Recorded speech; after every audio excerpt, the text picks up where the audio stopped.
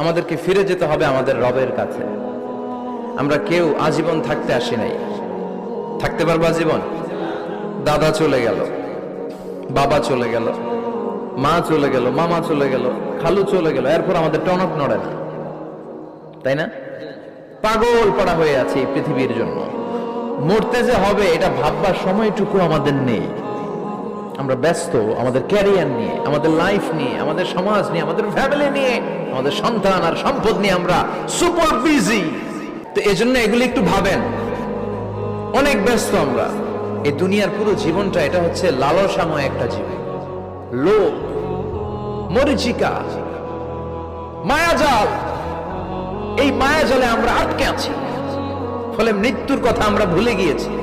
পাগলের মতো ছুটছি, আরো টাকা লাগবে, আরো খ্যাতি লাগবে, আরো যশ লাগবে, আরো দাপট লাগবে। আমার এত টাকা দিয়ে কি হবে?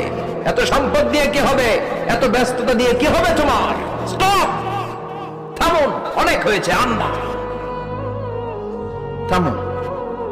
Take a rest, take a breath and think about death. Think that you have to go back to your Lord. একটু বসেন না, একটু ভাবেন যে আমাকে চলে যেতে হবে।